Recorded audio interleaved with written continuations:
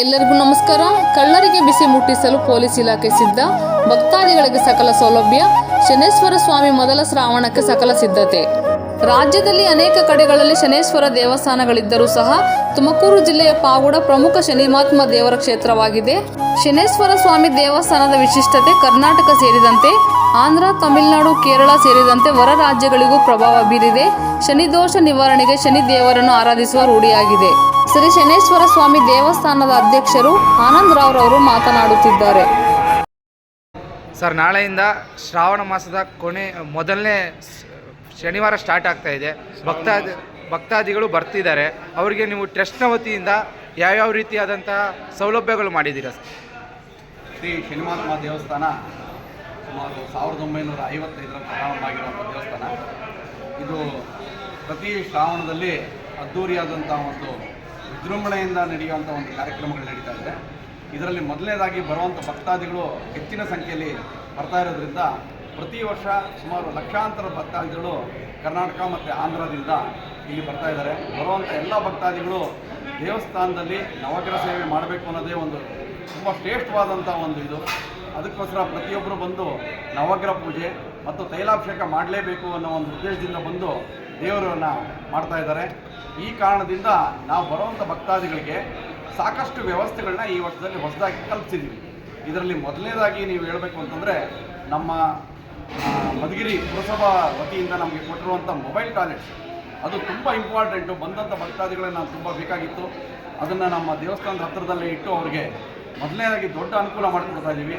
ಇದಲ್ಲದೆ ಬಂದಂಥ ಭಕ್ತಾದಿಗಳಿಗೆ ಮೊಬೈಲ್ ನೀರಿನ ವ್ಯವಸ್ಥೆ ಇಟ್ಬಿಟ್ಟು ದಾರಿ ಉದ್ದಕ್ಕೂ ಬರುವಂಥ ಎಲ್ಲ ಭಕ್ತಾದಿಗಳಿಗೂ ಅವ್ರು ಬಂದು ಕುಡಿಯೋದು ಬೇಡ, ದಾರಿ ಉದ್ದಕ್ಕೂ ಎಲ್ಲಿ ನಿಂತರೂ ಅಲ್ಲೇ ನೀರು ಸಿಗುವಂಥ ಒಂದು ವ್ಯವಸ್ಥೆನ ಇವತ್ತು ನಾವು ಕಲ್ಪಿಸ್ತಾ ಇದ್ದೀವಿ. ಜೊತೆಗೆ ಡಾರ್ಮೆಂಟ್ರಿ ಹಾಲ್ನಲ್ಲಿ ಸುಮಾರು ಒಂದು 6,000 ರಿಂದ 8,000 ಜನ ಮಲಗುವಂಥ 2 ಡಾರ್ಮೆಂಟ್ರಿ ಹಾಲ್ನ ಈ ಸಲ ರೆಡಿ ಮಾಡಿದ್ದೀವಿ. ಕಾರಣ ಏನಂತಂದರೆ ಭಕ್ತಾದಿಗಳು ಬಂದು ಮಲಗುವಂಥದ್ದು, ಜೊತೆಗೆ ಮಳೆ ಬಿಸಿಲಿನಲ್ಲಿ ಅವ್ರು ಇರಬಾರ್ದು ಅನ್ನೋ ಒಂದು ದೃಷ್ಟಿಯಿಂದ ಅವ್ರಿಗೆ ಮಲಗಕ್ಕೆ ಒಂದು ವ್ಯವಸ್ಥೆ ಮಾಡಿದ್ದೀವಿ. ಅದರೊಳಗಡೆ ಸ್ನಾನಕ್ಕೆ ಮತ್ತು ಶೌಚಾಲಯಕ್ಕೆ ಬೇರೆ ಸಪ್ರೇಟಾಗಿ ಒಂದು ವ್ಯವಸ್ಥೆ ಮಾಡ್ಕೊಟ್ಟಿದ್ದೀವಿ ಸರ್. ಅದಲ್ಲದೆ ಬೇರೆ ಪಬ್ಲಿಕ್ ಟಾಯ್ಲೆಟ್ಸನ್ನು ನಾವು ಹೊಸದಾಗಿ ನಿರ್ಮಿಸಿದ್ದೀವಿ ಒಳಗಡೆ. ಈಗ ಆ ಪಬ್ಲಿಕ್ ಟಾಯ್ಲೆಟ್ನಲ್ಲಿ ಭಕ್ತಾದಿಗಳು ಅವರಿಗೆ ಆರೋಗ್ಯ ವಿಚಾರದಲ್ಲಿ ಯಾವ ಥರ ನೀವು ನಾವು ಮೊದಲನೇದಾಗಿ ಮುಖ್ಯವಾದಂಥದ್ದು ನಮ್ಮ ಭಕ್ತಾದಿಗಳಿಗೆ ಬಂದಂಥ ಜಾಗನ ಫಸ್ಟು ಶುಚಿತ್ವ ಕಾಪಾಡ್ತಾ ಇದ್ದೀವಿ. ಅದಕ್ಕೆ ಬೇಕಾಗಿರುವಂಥ ಮೆಡಿಸಿನ್ಸ್ ಇರ್ಬೋದು, ಪೌಡ್ರಸ್ ಇರ್ಬೋದು ಮತ್ತು ಕೆಮಿಕಲ್ಸ್ ಇರ್ಬೋದು ಎಲ್ಲ ಹಾಕಬಾರ್ದು ಅಂತೇಳಿ ಒಂದು ನಾವು ತೀರ್ಮಾನ ತೊಗೊಂಡಿದ್ದೀವಿ. ಕಾರಣ ಏನಂತಂದರೆ ಅದರಿಂದ ಅವ್ರಿಗೂ ಎಫೆಕ್ಟ್ ಆಗ್ತಾ ಇದೆ. ಆ ಎಫೆಕ್ಟ್ ಆಗದಂಗೆ ಬಯೋಕೆಮಿಕಲ್ನ ನಾವು ತರಿಸ್ಬಿಟ್ಟು ಅದನ್ನು ನಾವು ಮಾಡ್ತಾಯಿದ್ದೀವಿ.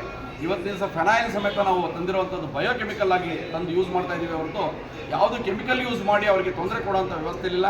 ಪ್ರತಿಯೊಂದು ಜಾಗದಲ್ಲೂ ಸ್ವಚ್ಛತೆ ಕಾಪಾಡ್ತಿದ್ವಿ. ಜೊತೆಗೆ ನಮ್ಮ ಪಾವಗಡ ತಾಲೂಕಿನ ಆರೋಗ್ಯ ಕೇಂದ್ರ ಏನಿದೆಯೋ, ನಮ್ಮ ಸರ್ಕಾರಿ ಆರೋಗ್ಯ ಕೇಂದ್ರದವರು ಅವರು ಒಂದು ಶಿಬಿರವನ್ನು ಇಲ್ಲಿ ನಮ್ಮ ದೇವಸ್ಥಾನದ ಮುಂದೆನೇ ಇಟ್ಟಿರ್ತಾರೆ. ಎಮರ್ಜೆನ್ಸಿ ಸರ್ವಿಸ್ ಕೊಡೋದಕ್ಕೆ ಅವರು ಒಪ್ಕೊಂಡಿದ್ದಾರೆ. ಆ ಕಾರಣದಿಂದ ಒಂದು ಮೊಬೈಲ್ ಯೂನಿಟ್ನ ಮುಂದ್ಗಡೆ ಇಟ್ಕೊಂಡು ಬಂದಂಥ ಭಕ್ತಾದಿಗಳಿಗೆ ಯಾರಿಗೆ ಏನೇ ತೊಂದರೆ ಆದ್ರೂ ತಕ್ಷಣದಲ್ಲಿ ಅವರಿಗೆ ಪರಿಹಾರ ಮಾಡುವಂಥ ಒಂದು ವ್ಯವಸ್ಥೆನ ನಾವು ಕಲ್ಪಿಸಿದ್ದೀವಿ. ಸರ್, ಆಂಬುಲೆನ್ಸ್ ವ್ಯವಸ್ಥೆ ಏನಾದ್ರು ಮಾಡಿದ್ದಾರೆ ದೇವಸ್ಥಾನ? ಖಂಡಿತವಾಗಿದೆ, ಖಂಡಿತವಾಗಿದೆ. ಭಕ್ತಾದಿಗಳ ಸಂಖ್ಯೆ ಎಷ್ಟು ನಿರೀಕ್ಷೆ ಇಟ್ಕೊಂಡಿದೆ? ನೋಡಿ, ನಾವು ಮೊದಲನೇ ವಾರದಲ್ಲಿ ನಾವು ನಿರೀಕ್ಷೆ ಇಟ್ಕೊಂಡಿರುವಂಥದ್ದು ಸುಮಾರು ಒಂದು 40,000 ಜನ ನಿರೀಕ್ಷೆ ಇಟ್ಕೊಂಡಿದ್ದೀವಿ. ಹಿಂದಿನ ವರ್ಷ ಸುಮಾರು 8,000 ರಿಂದ 9,000 ಜನ ಸೇವೆ ಮಾಡಿದ್ದಾರೆ. ಅದಲ್ಲದೆ ಸುಮಾರು 9,000 ಜನ ಗುಡಿ ಸೇವೆ ಕೊಟ್ಟಿದ್ದಾರೆ, ಅಂದರೆ ದೀಕ್ಷಾ ಸೇವೆ ಕೊಟ್ಟಿದ್ದಾರೆ ಅವರಾಲೆ. ಜೊತೆಗೆ ಅವರು ಫ್ರೀಯಾಗಿ ದರ್ಶನ ಮಾಡುವಂಥವ್ರು ಸಾಕಷ್ಟು ಜನ ಇದ್ದಾರೆ. ಆ ಫ್ರೀಯಾಗಿ ದರ್ಶನ ಮಾಡೋರೆಲ್ಲರೂ ನಮಗೆ ನಾವು ಸೇವೆ ಕೊಡಬೇಕು ಅನ್ನೋದೇನಿಲ್ಲ, ನೋಡ್ಬಿಟ್ಟು ಹೋದ್ರೆ ಸಾಕು, ಅದೇ ಒಂದು ದೊಡ್ಡ ಪುಣ್ಯ. ಶ್ರಾವಣ ಶನಿವಾರ ಶನಿದೇವರ ದರ್ಶನ ಮಾಡೋದೇ ಅತಿ ಮುಖ್ಯವಾದಂಥ ಸಂಗತಿ. ಈ ಎಲ್ಲ ಭಕ್ತಾದಿಗಳಿಗೂ ನಾವು ಊಟದ ವ್ಯವಸ್ಥೆ ಕಲ್ಪಿಸಿದ್ದೀವಿ. ದೇವಸ್ಥಾನದ ನಮ್ಮ ಅನ್ನಪೂರ್ಣೇಶ್ವರಿ ದಾಸೋಹದಲ್ಲಿ ದೇವಸ್ಥಾನದ ಪ್ರಸಾದ ವ್ಯವಸ್ಥೆಯನ್ನು ಸಮೇತ ನಾವು ಮಾಡಿದ್ದೀವಿ. ಆ ಪ್ರಸಾದ ವ್ಯವಸ್ಥೆ ಸುಮಾರು 2 ರಿಂದ 3 ಹಾಲುಗಳಲ್ಲಿ ಅವ್ರಿಗೆ ಯಾವುದೇ ಥರ ಗೊಂದಲ ಇಲ್ಲದಂಗೆ ಕೂತು ಊಟ ಮಾಡುವಂಥ ಒಂದು ವ್ಯವಸ್ಥೆ, ಶುಚಿತ್ವವನ್ನು ಕಾಪಾಡೋಕ್ಕೆ ಮಾಡಿದ್ದೀವಿ. ಅವರಿಗೆ ಮೊದಲಿದ್ದಂಥ ಎಲ್ಲೆಲ್ಲಿ ತೊಂದರೆಗಳಾಗ್ತಿತ್ತು ಆ ತೊಂದರೆಗಳನ್ನೆಲ್ಲ ನಿವಾರಿಸಬೇಕು ಅಂತೇಳಿ ಆ ಎಲ್ಲ ಜಾಗಗಳನ್ನು ನಾವು ಗಮನದಲ್ಲಿಟ್ಕೊಂಡು ಪ್ರತಿ ಜಾಗದಲ್ಲೂ ಶುಚಿತ್ವವನ್ನು ಕಾಪಾಡೋದಕ್ಕೆ ನಾವು ಮಾಡಿದ್ದೀವಿ. ಕಳ್ತನದ್ದು ಜೊತೆಗೆ ಬಾತ್ರೂಮ್ ವ್ಯವಸ್ಥೆ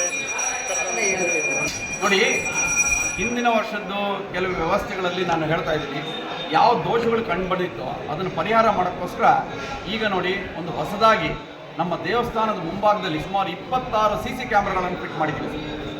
ಅದೇ ಥರ ರಂಗಮಂದಿರದ ಮುಂದೆನೂ ಒಂದು 10 CC ಕ್ಯಾಮ್ರಾ ಮಾಡಿದ್ದೀವಿ. ಸಮುದಾಯ ಭವನದ ಮುಂದ್ಗಡೆನೂ ಒಂದು 6 CCTV ಕ್ಯಾಮ್ರಾ ಮಾಡಿದ್ದೀವಿ. ಪ್ರತಿಯೊಂದನ್ನು ನಾವು ಆನ್ಲೈನಲ್ಲಿ ತೊಗೊಂಡಿದ್ದೀವಿ. ಪ್ರತಿಯೊಂದನ್ನು ನಮ್ಮಲ್ಲಿರುವಂಥ ಆರಕ್ಷಕ ಠಾಣೆ ಅವ್ರ ಸಿಬ್ಬಂದಿಗೂ ಅದನ್ನು ಕನೆಕ್ಷನ್ ಕೊಟ್ಟಿದ್ದೀವಿ. ದೇವಸ್ಥಾನದ ಒಳಭಾಗದಲ್ಲಿ ಯಾವುದೇ ವ್ಯತ್ಯಾಸ ಆದ್ರೂ ತಕ್ಷಣದಲ್ಲೇ ಅವರ ಮಕ ಸಮೇತ, ಅಂದರೆ ಫೇಸ್ ಕಟ್ ರೀಡಿಂಗ್ ಅಂತ, ಜೊತೆಗೆ ಒಂದು ವೆಹಿಕಲ್ನ ಸಮೇತ ಅದರಲ್ಲಿರುವಂಥ ಪ್ರತಿಯೊಂದು ನಂಬರ್ ಸಮೇತ ಐಡೆಂಟಿಫೈ ಮಾಡುವಂಥ ಒಂದು ಕ್ಯಾಮ್ರಾಗಳನ್ನ ಹಾಕಿದ್ದೀವಿ. ಈಗ ಆ ವ್ಯವಸ್ಥೆನ ನಾವು ಸಾಕಷ್ಟು ಇದು ಮಾಡಿಕೊಂಡೇ ಮಾಡಿದ್ದೀವಿ. ಅದರಿಂದ ನನಗನ್ಸುತ್ತೆ ಯಾವುದೇ ಥರ ತೊಂದರೆ ಆಗಲ್ಲ. ತುಂಬ ಅಪರೂಪವಾಗಿ ನೀವು ಹೇಳಿರುವಂಥ ಒಂದು ಆಗಿರ್ಬೋದು ತೊಂದರೆ. ಬರುವಂಥ ಭಕ್ತಾದಿಗಳೆಲ್ಲ ದೇವ್ರು ನೋಡೋಕ್ಕೆ ಅಂತ ಬರ್ತಾರೆ. ನಾವು ಅದನ್ನು ಒಳ್ಳೆಯದಾಗಲಿ ಅಂತ ಆಚರಿಸೋದು ಮೊದಲನೇದಾಗಿ. ಕಾರ್ಯಕಾರಿ ಸಮಿತಿ ನಮ್ಮ ದೇವಸ್ಥಾನದ ಅಭಿವೃದ್ಧಿಗೋಸ್ಕರ ಹೊಸ ಯೋಜನೆಯನ್ನು ಕೈಗೊಂಡಿದೆ. ಇದು ಏನು ಅಂತಂದರೆ, ನಮ್ಮ ಇಡೀ ಕರ್ನಾಟಕದಲ್ಲಿ ಎಲ್ಲೂ ಇಲ್ಲದೇ ಇರುವಂಥ ಒಂದು ಬಂಗಾರದ ದೇವಸ್ಥಾನನ ನಾವು ಮಾಡ್ತಾಯಿದ್ದೀವಿ. ಈ ಪ್ರಾಜೆಕ್ಟು ನಿನ್ನೆ 7ನೇ ತಾರೀಕು ಬೆಳಿಗ್ಗೆ ಇದರದ್ದು ಮೊದಲನೇದಾಗಿ ಪ್ರಾರಂಭ ಮಾಡಿದ್ದೀವಿ. ಈ ಗೋಲ್ಡನ್ ಪ್ರಾಜೆಕ್ಟ್ ಏನು ಬಂದು ನಮ್ಮ ದೇವಸ್ಥಾನದ ಇರುವಂಥ ಗರ್ಭಗುಡಿ ಮತ್ತು ಪಕ್ಕದಲ್ಲಿರುವಂಥ ಪೂರ ಪ್ರಾಂಗಣ ಸುಮಾರು 1750 ಚದರಡಿ ಜಾಗನ ಈ ಗೋಲ್ಡನ್ ಪ್ರಾಜೆಕ್ಟಲ್ಲಿ ಪೂರ್ಣವಾಗಿ ತಾಮ್ರದ ಕವಚದ ಮೇಲೆ ಗೋಲ್ಡ್ನ ಅಳವಡಿಸಿ ಅದನ್ನು ಮುಚ್ತಾ ಇದ್ದೀವಿ. ಇದು ಬಂಗಾರದ ದೇವಸ್ಥಾನವಾಗಿ ಕನ್ವರ್ಟ್ ಮಾಡ್ತಾ ಇದ್ದೀವಿ. ಈ ಪ್ರಾಜೆಕ್ಟ್ ಬಂದು ಸುಮಾರು 6.5 ಕೋಟಿ ರೂಪಾಯಿ ಆಗುತ್ತೆ. ಇದು ನಿನ್ನೆ 7ನೇ ತಾರೀಕು ಪ್ರಾರಂಭ ಆಗಿ ಸುಮಾರು 6 ತಿಂಗಳೊಳಗಾಗಿ ಇದು ಮುಗಿಸ್ಬೇಕು ಅಂತ ನಮ್ಮ ಕಾರ್ಯಕಾರಿ ಸಮಿತಿ ತೀರ್ಮಾನ ಮಾಡಿದೆ. ಇದನ್ನು ಆದೋನಿ ಇರುವಂಥ ಒಬ್ಬ ದೊಡ್ಡ ಶಿಲ್ಪಿ ಅವರು, ಆ ಶಿಲ್ಪಿಗಳಿಗೆ ನಾವು ಇದನ್ನು ಒಪ್ಪಿಸಿದ್ದೀವಿ. ಅವರು ಹೆಸರು ಬಂದು ಗುಂಡಾಚಾರ್ ಅಂತೇಳಿ ಅವರು ಶಿಲ್ಪಿಗಳು. ಅವರು ಮಹಾನ್ ಶಿಲ್ಪಿಗಳು. ಅವರು ನಮ್ಮ ಮಂತ್ರಾಲಯದ ದೇವಸ್ಥಾನದ ಶಿಲ್ಪಿ ಮಾಡಿದಂಥ ಬಂಗಾರದ ಕೆಲಸ ಮಾಡಿದಂಥ ವ್ಯಕ್ತಿ. ಜೊತೆಗೆ ಸಾಕಷ್ಟು ನಮ್ಮ ದೇವಸ್ಥಾನದ 2,50,00,000 ರೂಪಾಯಿಗಳ ನಮ್ಮ ಬೆಳ್ಳಿ ತೇರನ್ನು ಅವರೇ ಮಾಡಿರುವಂಥದ್ದು. ಆ ಒಂದು ತೇರು ಇವತ್ತಿಗೂ ತುಂಬ ಅತಿ ಸೂಕ್ಷ್ಮವಾದಂಥ ತೇರು, ಅದೇ ಅಪರೂಪದ ತೇರು, ಅಂಥ ತೇರನ್ನು ಸಮೇತ ಮಾಡಿದ್ದಾರೆ. ಅವ್ರಿಗೆ ನಾವು ಈ ಕೆಲಸನ ವಹಿಸಿದ್ದೀವಿ. ಅವರು ಸುಮಾರು 6 ತಿಂಗಳೊಳಗಾಗಿ ಈ ಕೆಲಸನ ಮುಂದುವರಿಸ್ಬಿಟ್ಟು ಮಾಡಿಕೊಡ್ತೀನಿ ಅಂತ ಹೇಳಿದ್ದಾರೆ. ಇದರ ಪೂರ್ಣ ವಿವರನ ಇನ್ನೊಂದು ತಿಂಗಳೊಳಗಾಗಿ ನಾವು ಪ್ರೆಸ್ ಮೀಟ್ ಮಾಡಿ ನಿಮ್ಮೆಲ್ಲರಿಗೂ ತಿಳಿಸ್ತೀವಿ.